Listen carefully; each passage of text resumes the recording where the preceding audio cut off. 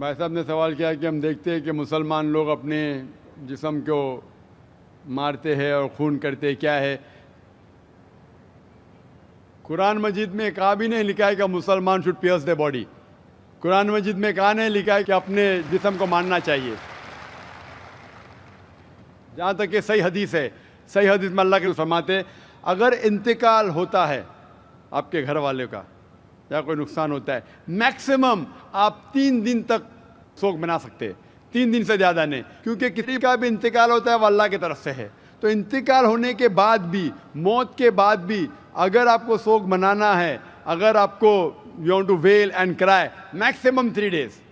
تو یہ قرآن اور حدیث کے مطابق نہیں ہے، اور کوئی بھی کرتا ہے تو قرآن کے خلاف کرتا ہے. میں سب کا پہلا سوال کہ خدا نے، ایشور نے ہمیں کیوں بنایا؟ دوسرا سوال کہ خدا نے اتنے مختلف مذاہب کیوں بنائے؟ Why so many religions?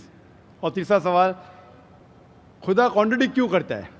خدا اختلاف کیوں کرتا ہے؟ پہلے یہ، پہلے وہ، پھر بھگوت گیتا میں، پھر قرآن میں، کیوں ایسا کانٹرڈکشن ہے؟ 3 سوال برابر. پہلا سوال کہ خدا نے ہمیں کیوں بنایا ہے، اس کے پوری تقریر کیا ہوں میں. Purpose of creation, purpose of creation پوری تقریر ہے میری 1.5-2 گھنٹے کی. سوال جواب کے ساتھ 3-3.5 گھنٹے کی، وقت نہیں ہے لیکن مین پوائنٹ کہوں گا. اللہ تعالیٰ فرماتے ہیں سورہ ملک میں، سورہ نمبر 67 ورس نمبر 2 میں، الذی خلق الموت والحیات، کہ اللہ سبحانہ و تعالیٰ نے موت اور زندگی بنائی تاکہ وہ یہ جان سکے آپ لوگ میں سے کون اچھا ہے. تو test which of you is good in deeds. اللہ سبحانہ و تعالیٰ کے کئی مخلوقات ہیں، سب سے بہترین مخلوق ہے انسان. باقی جتنے مخلوقات ہیں وہ مسلم ہیں، وہ آلریڈی اللہ سبحانہ و تعالیٰ کا کہنا مانتے ہیں. ابھی جو انسان ہیں ان کو اجازت دی گئی ہے، فری ول دی گئی ہے کہ وہ اللہ کی بات مانے یا نہ مانے. Almighty God has given us the free will. Free will دیا گیا ہے کہ آپ چاہو تو اللہ کی بات مانو، چاہو تو نہ مانو. یہ فری ول دینے کے بعد اللہ سبحانہ و تعالیٰ نازل کیا ہے کہ اس دنیا کا ٹیسٹ کیا ہے، the rules and regulations. اس دنیا میں انسان کو کس طریقے سے جینا یہ لکھا گیا قرآن مجید میں. اگر آپ اللہ کے احکامات کے مطابق چلتے ہیں تو آپ سفلتا پائیں گے اور انشاءاللہ جنت میں جائیں گے. اگر احکامات کے مطابق نہیں چلیں گے تو آپ اس ایگزامینیشن میں فیل ہوں گے اور پھر جنت میں نہیں جائیں گے، دوزخ میں جائیں گے. تو this life is a test for the hair after. یہ زندگی آخرت کے لیے امتحان ہے. میں آپ سے پوچھوں گا کہ آپ کالج کیوں جاتے؟ تو آپ بولیں گے گریجویٹ بننے کے لیے. اب میڈیکل کالج کیوں جاتے؟ تو آپ بولیں گے ڈاکٹر بننے کے لیے. تو ہم یہ دنیا میں آئے ٹیسٹ پاس کرنے کے لیے، کیونکہ اس دنیا میں آنے کے پہلے سورہ اعراف سورہ نمبر 7 آیت نمبر 172 میں لکھا ہے کہ اللہ سبحانہ و تعالیٰ نے ساری انسانیت کو، آدم سے اب تک ساری انسانیت کو from the lines of Adam کھڑا کیا اور پوچھا کہ کون ہے عبادت کے لائق، اور سب نے کہا صرف ایک اللہ سبحانہ و تعالیٰ. پھر اللہ تعالیٰ نے پوچھا کہ کون یہ ٹیسٹ کرنا چاہتا ہے. تو انسان ہم بیوقوف تھے جو یہ ٹیسٹ کرنے کے لیے آئے، کیونکہ باقی لوگ جو پتھر، پہاڑ، جانور، یہ سب مسلم ہیں، پر ان کے پاس چوائس نہیں ہے. اگر آپ کے پاس چوائس نہیں ہے، فرشتے کے پاس چوائس نہیں، جو بھی اللہ کہتے وہ ان کی بات مانتے. لیکن ہم کو چوائس دینے کے بعد اگر ہم اللہ کی بات مانیں تو ہم فرشتے کے اوپر ہو جائیں گے، اگر نہیں مانیں گے تو فرشتے کے نیچے شیطان کے ساتھ ہوئیں گے. تو ہم نے بولے نہیں، ہم کو تو فرسٹ کلاس فرسٹ آنا ہے، تو آ گئے ہم وہاں پر، ہم اس دنیا میں. ٹھیک ہے، تو یہ ٹیسٹ ہے. اور انسان سب سے اچھی مخلوق ہے، best creation of almighty God. تو this life is a test for the hair آفٹر. اور اللہ تعالیٰ فرماتے سورہ داریات میں سورہ نمبر 51 آیت نمبر 56، وما خلقت الجن والانس الا لیعبدون، کہ ہم نے جن اور انسان کو نہیں بنایا صرف اللہ کی عبادت کرنے کے لیے، اور عبادت کے لیے اللہ کی بات ماننا ضروری ہے. So this life is a test for the hair after. یہ جو زندگی ہے آخرت کے لیے ہمارے لیے امتحان ہے. آپ کا سوال نمبر 2 کہ اللہ نے مختلف مذاہب کیوں بنائے؟ اللہ نے صرف ایک ہی مذہب بنایا ہے، ایک ہی دین، جس کا نام قرآن میں ہے سورہ ال عمران سورہ نمبر 3 آیت نمبر 19 میں، ان الدین عند اللہ الاسلام، The only religion acceptable in the sight of Allah is Islam. صرف ایک ہی دین جو اللہ کے نزدیک صحیح ہے وہ اسلام. اسلام کے معنی ہے امن، پیس. اسلام کے معنی ہے to submit your will to God. خود اپنے خواہش سے اللہ کے احکامات کے مطابق زندگی کو بسر کرنا. اسلام کا مطلب یہ نہیں کہ محمد سلطان ذاکر. اسلام مطلب اللہ کے احکامات پہ عمل کرنا اور امن حاصل کرنا. تو جتنے پیغمبر آئے صرف اسلام سکھائے. مذہب ایک ہی ہے لیکن مذہب کا پیغام بدلا گیا. جس طریقے سے جو پہلے بھائی صاحب کے سوال میں نے جواب دیا تھا کہ سارے پیغمبر کا اہم پیغام تھا کہ خدا ایک ہے، صرف اس کی عبادت کرو، اور آخری پیغمبر محمد صلی اللہ علیہ وسلم میں باقی چیز میں لٹل بٹ ڈفرینس ہوگا، but the basic message was the same.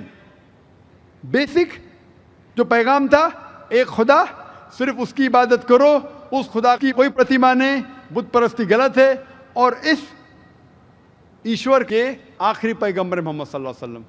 لیکن کیونکہ وقت جانے کی وجہ سے جو پیغام جو دیا گیا تھا وہ بدلتا گیا، جیسا میں نے کہا. تو جتنی مذہبی کتابیں جو قرآن کے پہلے آئے، کوئی بھی مذہبی کتاب محفوظ نہیں ہے. ہندو اسکالرز خود کہتے ہیں کہ the Vedas have been changed. Bible scholars خود کہتے ہیں بائبل ہیو بین چینجڈ. جتنے مذہبی کتاب کے اسکالرز کہتے ہیں کہ ان کی مذہبی کتاب میں تبدیلی آ چکی ہے. لیکن قرآن میں الحمدللہ. اور جو دشمن اسلام ہے اکارڈنگ ٹو ولیم مور، جو ایک اسلام کا بہت گریٹ کرٹک ہے، اسلام کے خلاف بات کرتا ہے، وہ پھر بھی کہتا ہے 200 سال پہلے کہا کہ ایک واحد مذہبی کتاب جو 1200 سال تک کے محفوظ ہے وہ ہے قرآن. تو مذہب ایک ہی ہے، اللہ میں ماننا، اس کی عبادت کرنا، اس کے علاوہ کسی کی عبادت نہیں کرنا، اور آخری پیغمبر محمد صلی اللہ علیہ وسلم. ایک ہی مذہب. ہم لوگوں نے اس کے غلط ڈفرینٹ نام دیے، تو مذہب ایک ہی تھا. آپ کا آخری سوال، اتنے ڈفرینسز کیوں پیدا کیے؟ وہ اللہ نے نہیں کیے، انسان نے کیے. خدا کا سب میں سے یکساں تھا، ہم انسانوں نے اسے تبدیل کیا. جیسا میں نے کہا نا، کائی کے لیے؟ فائدے کے لیے. تو ابھی ہمیں یہ دیکھنا ہے کہ اصل مذہب کیا ہے. اور میں عام طور پہ کہتا ہوں، جو میں رائے دیتا ہوں میں صرف ایک طرفہ رائے نہیں دیتا ہوں کہ صرف قرآن میں مانو. میں کیا کہتا ہوں، آپ کم از کم ایک بات پہ مانو کہ ایک کتاب 100% خدا کی ہے. ٹھیک ہے؟ یہ ماننے میں کسی کو گلا شکوہ نہیں ہوگا. ہندو کہیں گا وید خدا کی کتاب ہے، عیسائی کہیں گا بائبل خدا کی کتاب ہے، مسلمان کہیں گے قرآن خدا کی کتاب ہے. پھر میں یہ کہتا ہوں کہ جو ساری مذہبی کتابوں میں یکسانیت ہے، ہم کم از کم اس کے اوپر عمل کریں. جو اختلاف ہے اسے کل ڈسکس کریں گے. صحیح بات؟ جو یکسانیت ہے، پھر آپ کہہ سکتے یہ تو وید اور قرآن میں ہے. کرسچن کہیں گا یہ بائبل اور قرآن میں، مسلم کہیں گا قرآن اور بائبل میں، قرآن اور وید میں. تو یہ بات تو 100% خدا کی ہے. آپ اس بات کو تسلیم کرتے کیا نہیں؟ جو چیز کامن ہے بائبل، وید، قرآن میں، وہ 100% اللہ کا کلام ہونا چاہیے. باقی ہے کہنے بعد میں ڈسکس کریں گے. تو ساری مذہبی کتابوں میں لکھا ہے کہ محمد صلی اللہ علیہ وسلم آخری پیغمبر. اختلاف کی بات نہیں ہے.